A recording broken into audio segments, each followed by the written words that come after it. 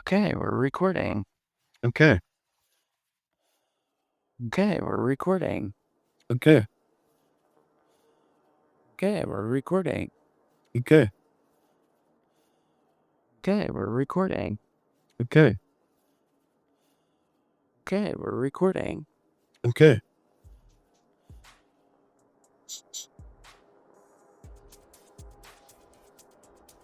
Welcome to the Benedictine Thought and Action podcast. We are beginners in the Benedictine way, so we have to listen to the voice of wisdom. Otherwise, we're sunk. Join John and Jason as they learn to become more aware of God through living hospitably in community.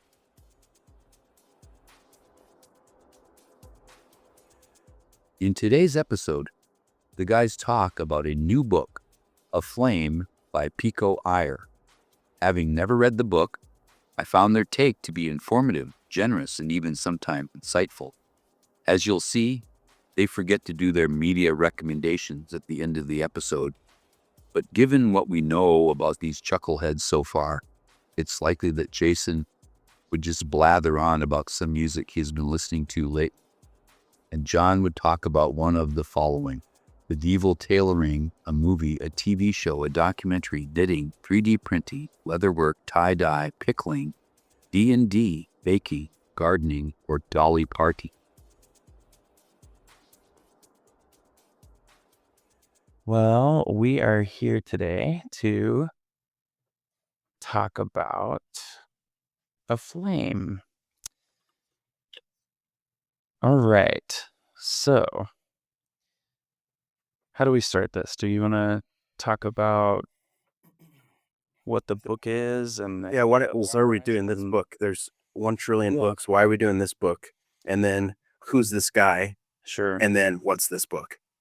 So as a librarian, I sometimes listen to other people's podcasts about books, and my ears perked up early this spring when I heard about this book that had to do with a person who's been a travel writer for a long time, but is now writing a book about his experiences over the course of his entire life visiting a Benedictine monastery, and that he wanted to talk about silence and those sorts of things. And so I thought, why don't some of us here read it? So we picked it up and we read it and we really liked it. So we thought maybe it'd be a fun idea to discuss it a bit.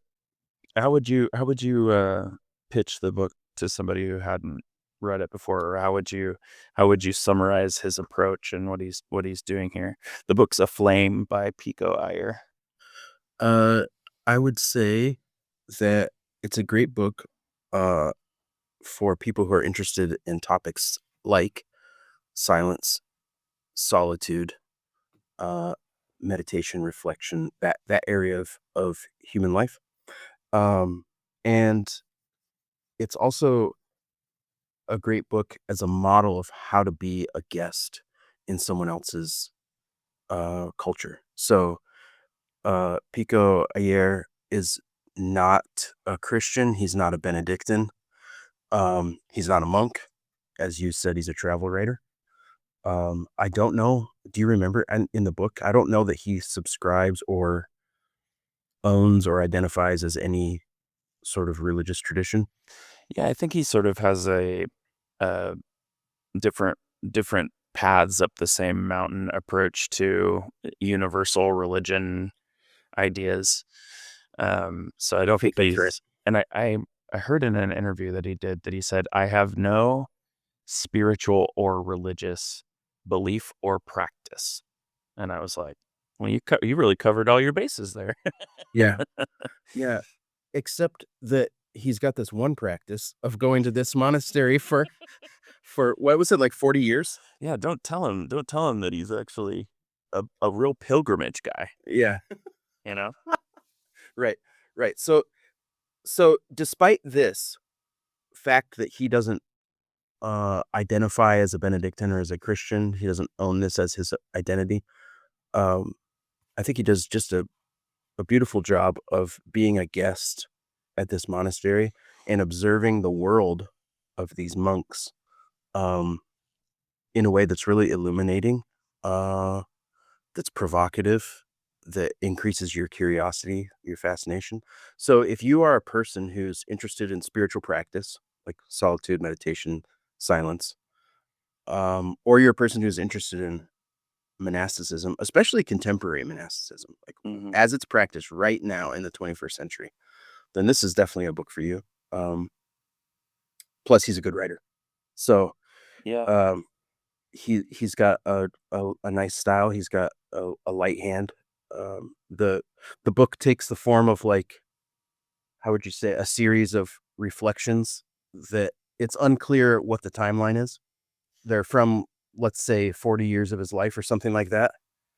But it's not like the story of my visit to the monastery in 2020 or something like that. It's Yeah. reflections from across a lot of visits across a span of years.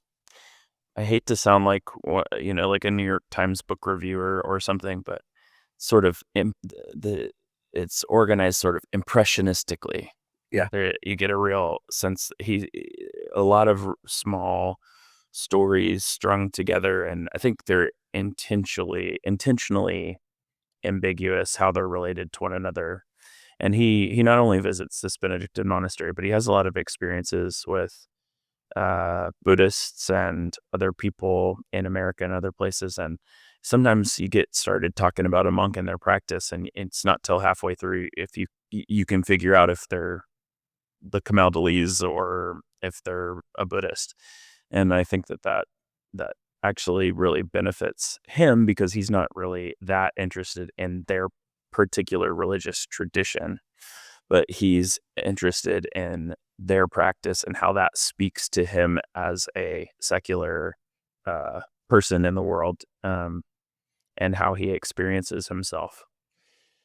And as an ADHD American, I really appreciated that we didn't really stay anywhere too very long. We got to. If I Yeah. was bored, I could. We're gonna move on in a couple paragraphs. So Ye it was wonderful, but it was I would have liked maybe a little bit more of a plot line to keep me going. But no, it was really cool. I think I approached it sort of anthropologically Mm, as mm. I'm coming at exploring the Benedictine tradition through my lens as a Catholic, but I get to see through his eyes what monasticism looks like to people that aren't. And um, especially if we're a Benedictine institution who wants to be hospitable or to, be able to help people who don't have the same commitments that we do, maybe, then it's important to see how we look to people Yeah, that sure. don't share our same commitments. So, Well, in the rule, Benedict says that we should listen to the perspective of the new monk, and I could be um, blending together another section of the rule. I'm not quite sure, but I've also always thought of that recommendation. Pay attention to the perspective of the new monk. I've also thought of that in conjunction with pay attention to the perspective of the young, hmm because they're kind of new on the scene in their own way. And then I've also thought he probably wants us to pay attention to the perspective of visitors. yeah, So any outsider, someone newly arrived, someone just visiting, whatever, um, has something to tell you about this thing that you live in. And so I guess this would be a third group of people who might be interested in this book. You got your people who are interested in spiritual practice. You got your people who are interested in monasticism as an enduring phenomenon. And hmm then, oh, we didn't say this, but you've got your people who are just interested in, like, good creative nonfiction. Like, if you're an Anne Lamott fan or you're an Annie Dillard fan or whatever, you might like this book. But then you also have people who are within this tradition, the Benedictine tradition, who might really appreciate what that tradition looks like to someone who's not a part of it. And so his modeling of how to be a guest and his sensitive, compassionate look at the life of these monks and the personal resonance or and meaning that he's derived from his time at this monastery, um, that's all I think just brilliant stuff for someone in the tradition to digest. because, of course, once you're in it for a long time, you just sort of take it for granted. You forget what it seems like. Doesn't seem like anything. Doesn't seem like anything to me. It's just the way life is. So, yeah, there are several reasons to read this book. Yeah, I agree. So maybe we ought to talk about it is not straightforward to me why a book about these sorts of things would be called Aflame. So let me read the passage where he sort of calls out why this book is called Aflame. The sudden downpour is a blessing, but none of us knows when flames will next flare over the ridge. Fire is the true superior in many monasteries. I think of Merton walking for hours through the darkened corridors of his monastic home with a flashlight and key to ensure no embers threaten the aging wooden building in which he and his brothers live. It's hot in the midsummer dark, especially in the furnace room. He looks in on the fuse box, never guessing that his own death will come 15 years on through the kind of fire known as electrocution. Sooner or later, the world must burn, and all things in it, he knows. Yet he also knows that the monk's first duty is to keep the fires within alight. If you so wish, observes one of the desert fathers whose sayings Merton collects, you can become a flame. So he calls out here that it's a desert father story, and that one version of this, or two versions of the fire are here, right? The wildfires that are sort of an ever-present threat in the book, both to his mother's home that he's trying to care for over the course of many years, and that eventually does go ahead and burn down, I think. Yes. And also the monastery, which is burned down in several different ways, but also been under the threat of being burnt down a lot over these years. And so we're kind of weaving in and out of those fires, but then also the inner flame or light that that monks have and are affected by. So yeah, what are your feelings about him using this fire motif or flame motif? Yeah, I mean, I think it's like this pretty classic use. A spark can destroy, like in this case, the whole countryside of California. You know, so this, I mean, Jesus does this like in the Gospels, like faith. All you need is the faith of a mustard seed, and it will, the kingdom of God is within you, and it's this tiny thing, but it possesses great power. Um, so, from my perspective, the use of fire throughout the book is kind of a piece with that classic kind of approach, that like these tiny things that you are um, maybe prone to ignore or dismiss. You do so at your peril, because they actually are intensely combustible, and they contain an incredible amount of power. So that's literally true of fire, of course, in like the countryside of California, but it's also like figuratively true in terms of uh human spiritual practice. There are small things, there are quiet things, there are tiny things that a person can do, unassuming things, um, that a person can do, that actually have great power. And so this like inner flame, um, inspiration, uh, the vocation to pursue the truth, to pursue God, to pursue love, these are things that um, happen in a human's life in many ways, and we ignore them at our peril. So uh, I think his world literally physically has been burned down, right? His mother's house is burned, the monastery has burned, whatever. Um, but also his own life has um, lit up, Yeah. been lit up. Yeah, and it's the second sense there that you're talking about that's more to do with the desert father way of looking at it, is Sure.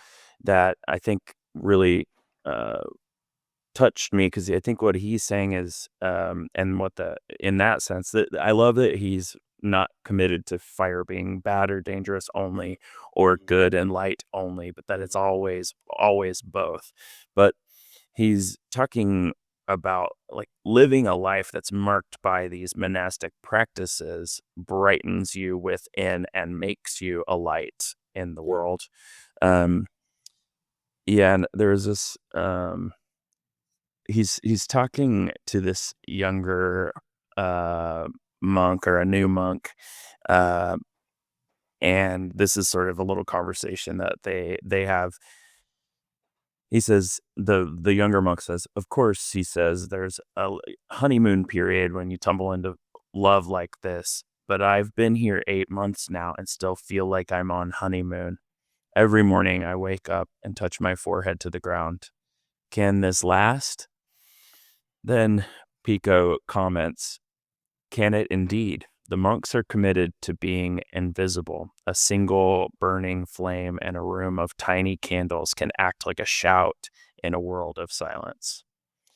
So I just think um, that he's very interested too in the monks' inner lives and what participating in those monastic practices can do for ordinary people as well without prescribing anything. This is not like your 5-step method to Right. monastic practices, fixing your business, your love life, and your work life. Right. But he is very interested in those things and unveiling them for people who aren't familiar with these traditions. So Yeah, I think the book's not really didactic at all, right? It doesn't it's just he's it's a mini clinic in showing, not telling.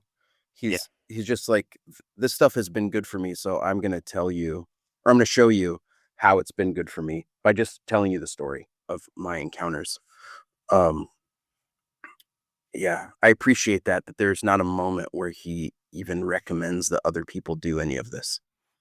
yeah. It just what's the subtitle of the book? Lessons from Silence or something like that? Um, is that right? Hold on. There are a weird set of events that ended up behind me. It's been a lot of stuff behind you today. I know. I gotta watch my back. Learning from silence. Learning from silence. And that only took me 10 minutes. Learning from silence. Yeah. Well, I mean, I guess that's maybe the next thing we should talk about is what what is it about silence that's drawing him, people, the audience? I mean, I don't know how well this book is doing. Um, it just came out, right? Uh, Yeah, I don't either. I wonder, we could look that up. But Yeah.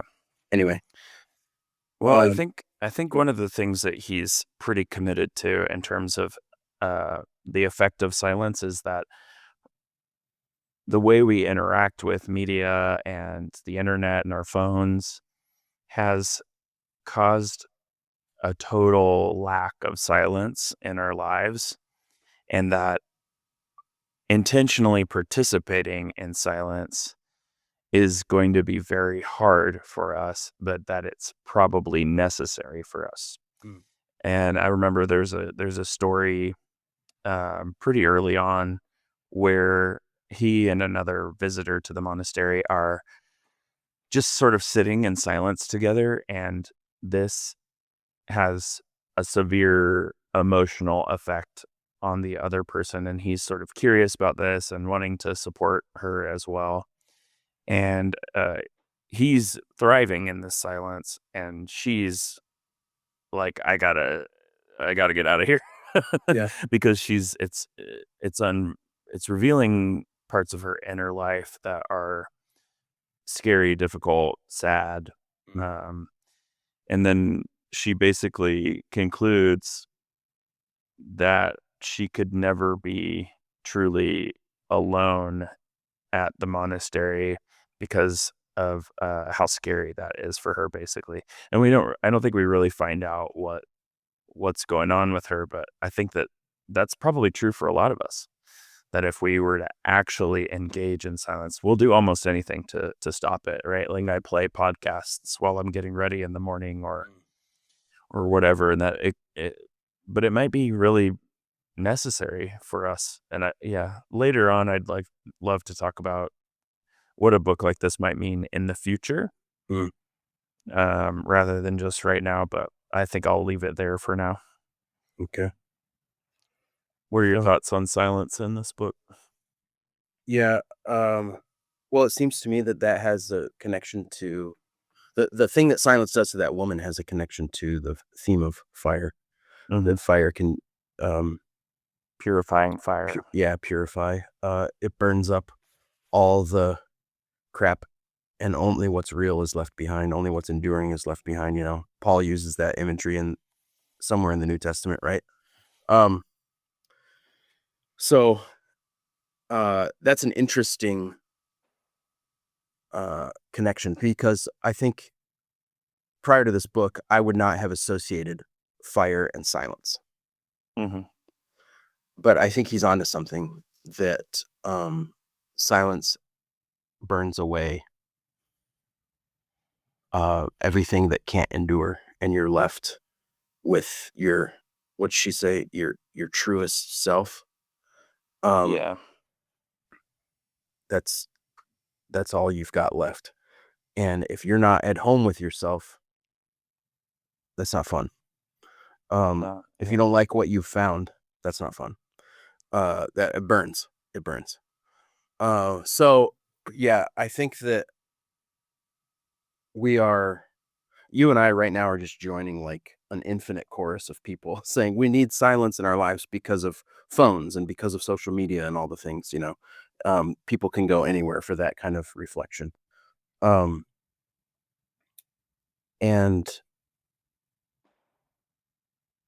I think one of the reasons his book struck me, was that here you have this really old, I mean, I guess truly ancient tradition, monasticism, but also universal. It's not like Christians invented monasticism. There's forms of monasticism throughout history and across cultures. So you have this universal impulse, that not only is it like not going to go away, but it's going to become like possibly hyper relevant as as you said, we journey into the future, and we're saturated with noise and like video content and everything. And there is no silence. There is no solitude. It will be like, well, not just a smooth cautery. It'll it'll be a pretty intense cautery. Well, yeah, is that where maybe we just transition to talking about it right now? I mean, like, what do you think? First of all, for people who don't know, monasticism is on a huge decline, basically, since a little before Vatican II. So we see, actually, in America, I was just looking at the numbers the other day. In America, it's just a pyramid that, so it gained a lot right up to Vatican II, and then it's come back down to like sort of the same levels that it was in the late 1800s, which, some of that's probably skewed a little bit by immigration in the early 20th century. But basically, we're in a situation where there will not be very many monasteries, Catholic monasteries in the U.S. If the trends continue pretty soon. But I'm pairing that with, I was just listening to the Hard Fork podcast the other day. They had the Google DeepMind head there, and he's on the AI council out of the science wing of the Vatican.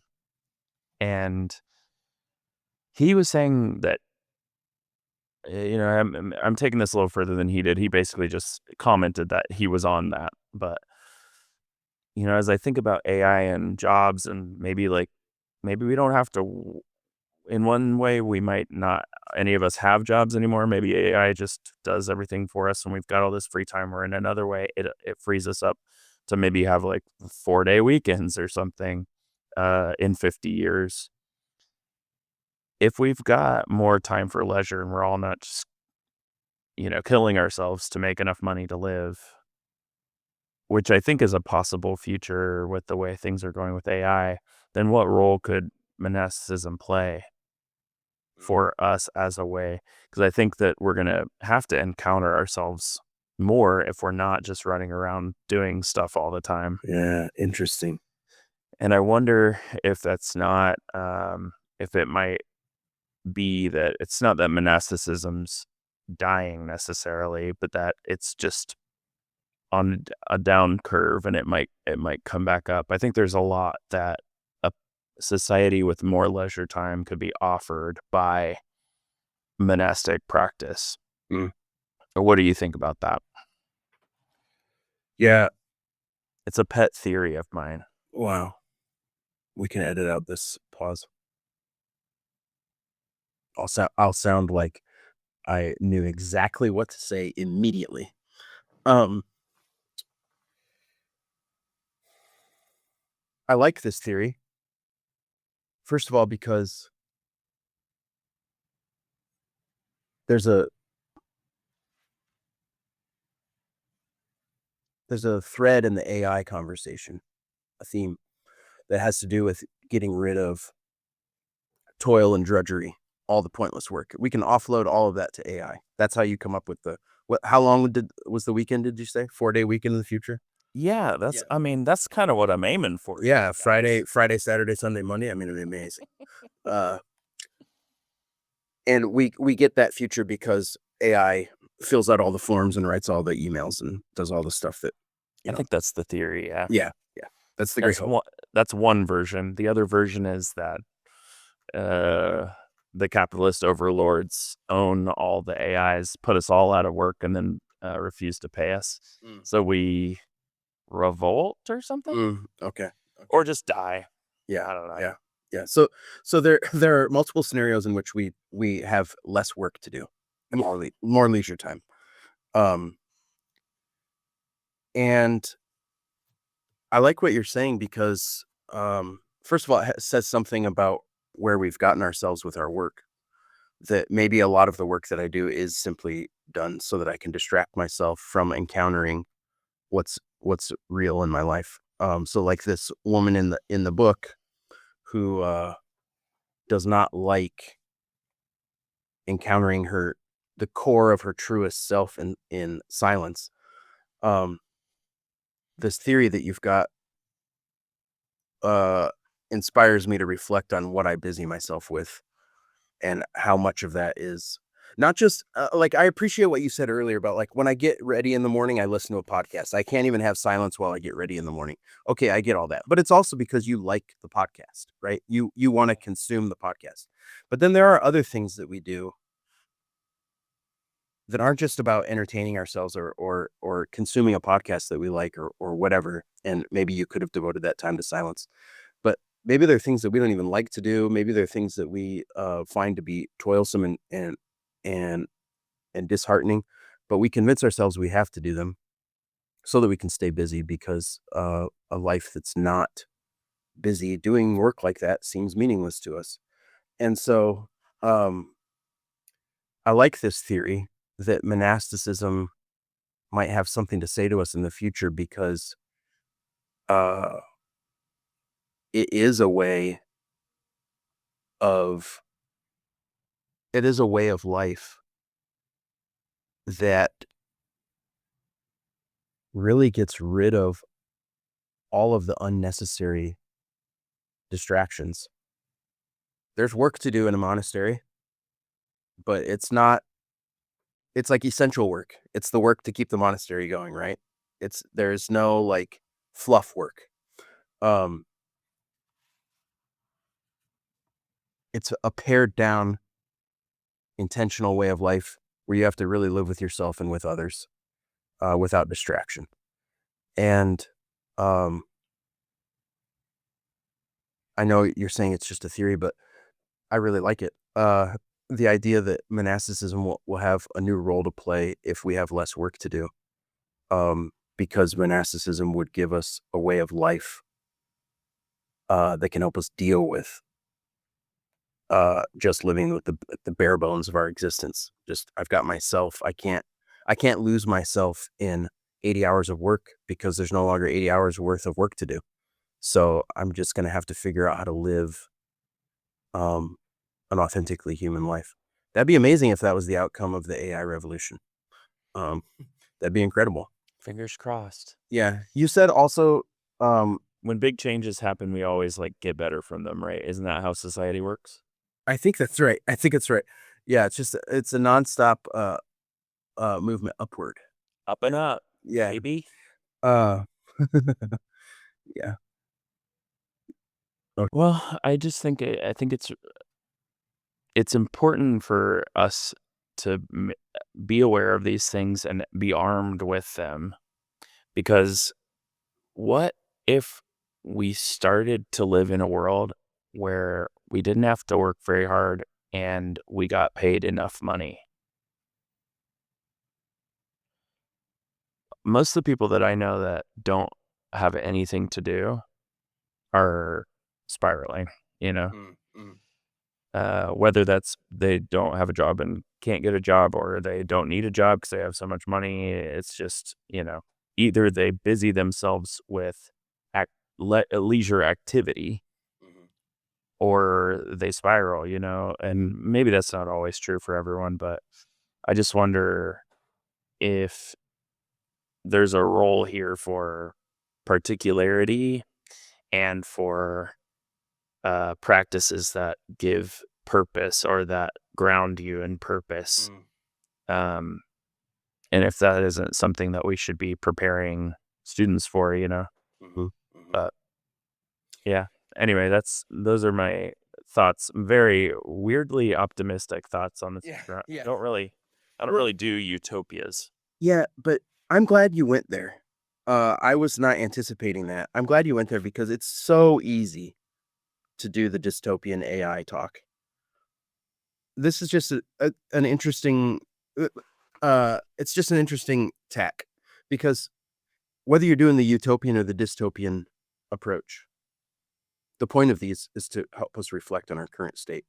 And so we could have a whole conversation about, well, when the AI robots take over and, half the population is dead in the streets or whatever, monasticism will be relevant.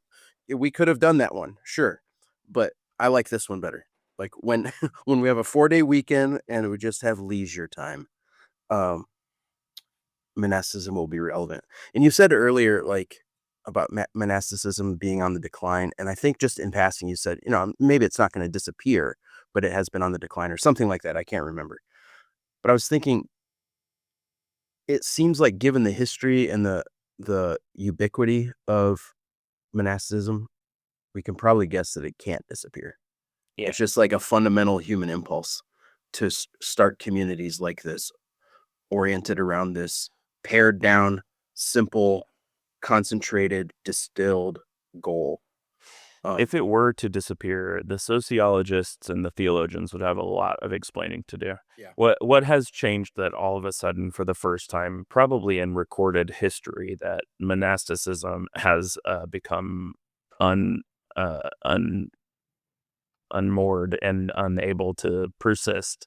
Yeah. Because I can't really imagine what that is. No.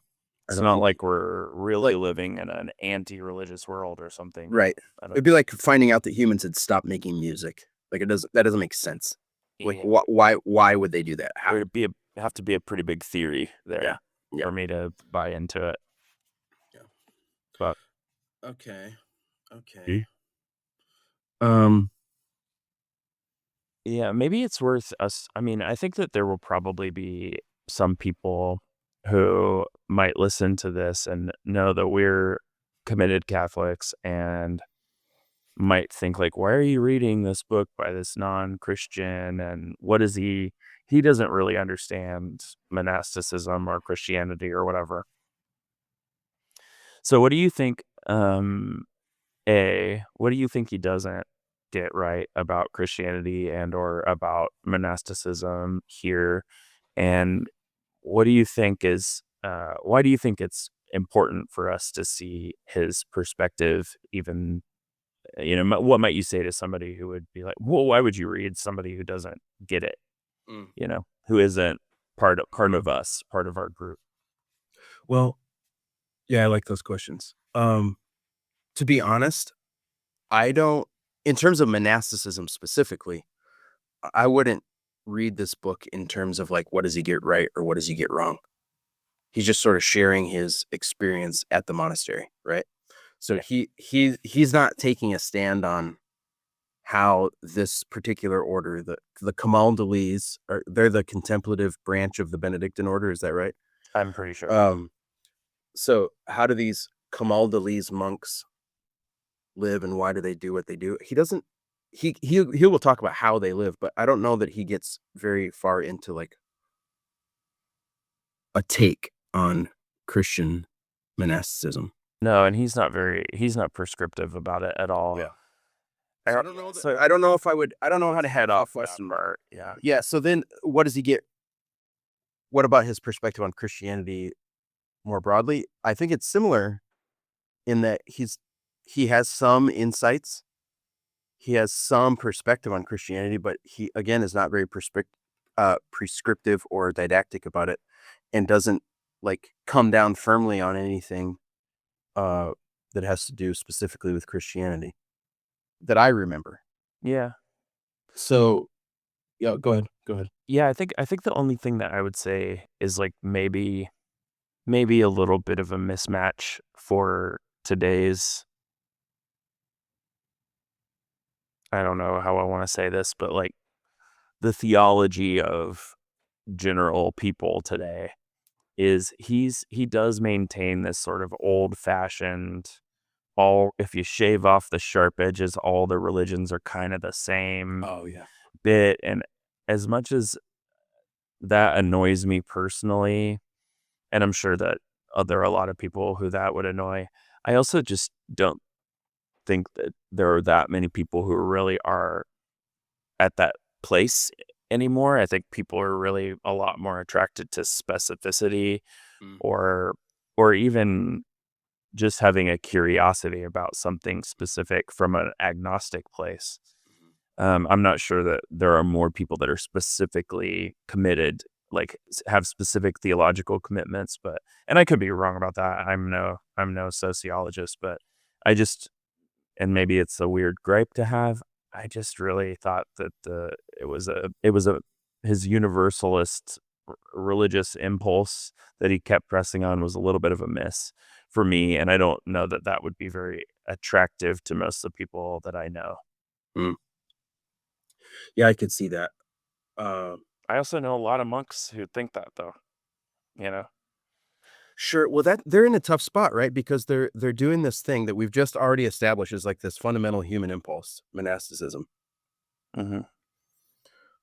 I guess monasticism isn't the impulse, but it's an expression of this deeper impulse that humans have to pursue uh, truth and God or the gods um, in a single-minded way. Uh, they're doing this,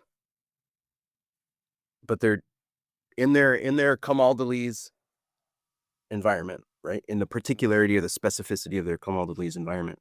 But they also are well aware that there are Zen Buddhist monks and there's some sort of equivalent to monasticism in Islam, or there are these figures that we call monks in a lot of cultures. And so it would seem to me that monastics could be particularly disposed to this idea. Well, if you shave off what'd you say, shave off all the sharp edges or whatever, the rough edges, this is fundamentally the same thing because they're so immersed in the practice of monasticism.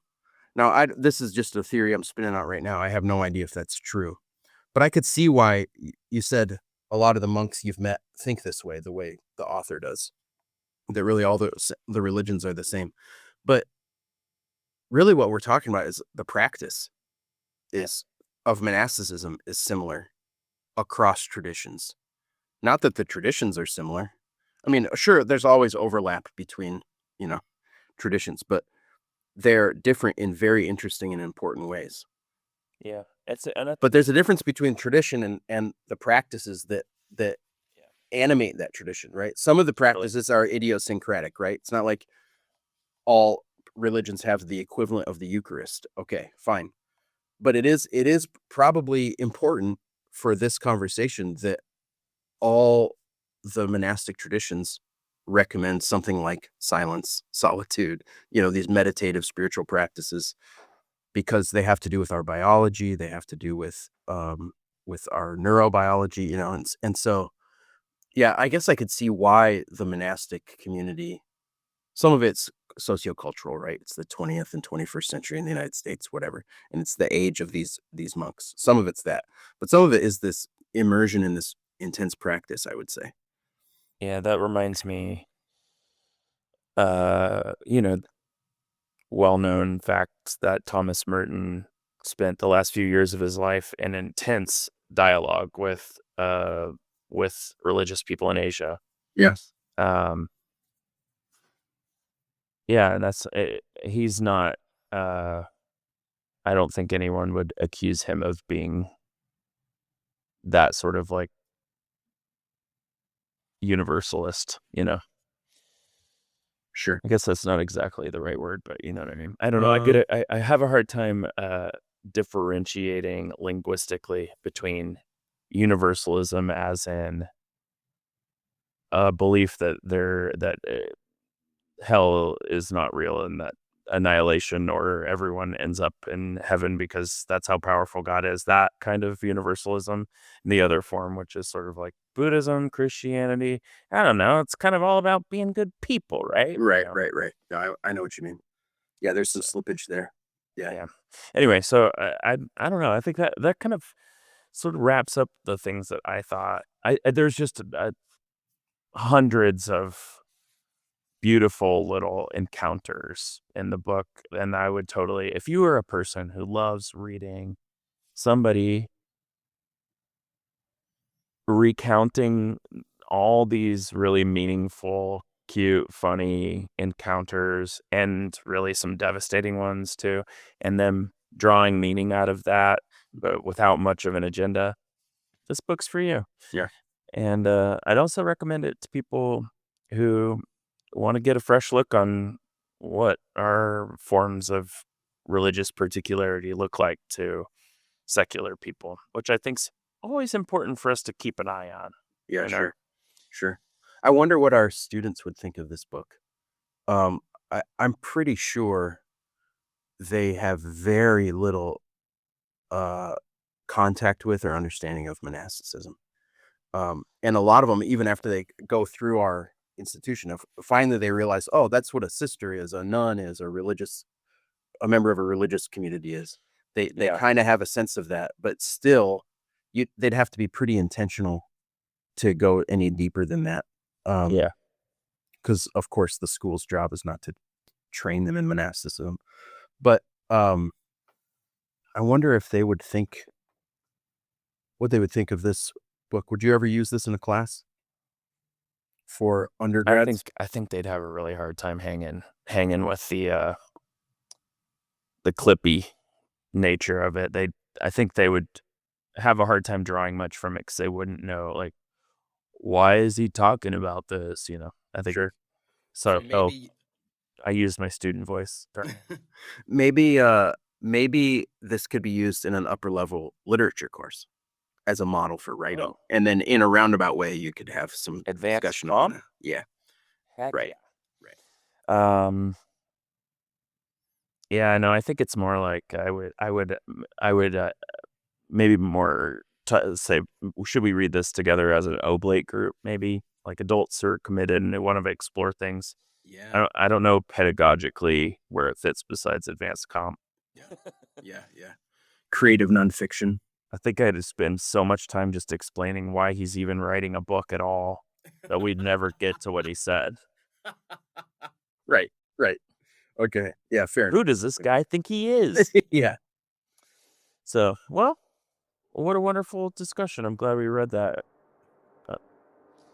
Okay, well, see you when I get back to my office. Okay, bye.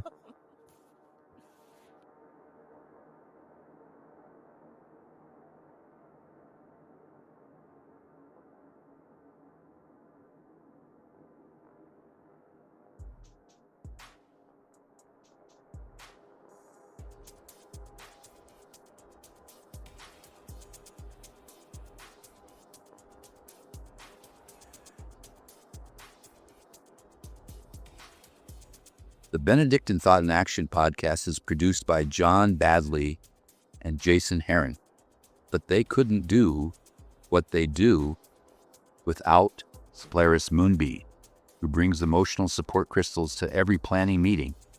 We're edited by John's golden doodle, King Louis the Blonde. He may be neutered, but boy, can he trim the fat. Our fact checker is Jason's black cat Gigi, who lives with cerebellar hypoplasia. He wobbles this way and that, but her pursuit of truth is steady and single-minded. The show is engineered by the ghost of Filippo Brunelleschi, which explains our startling Renaissance vibes.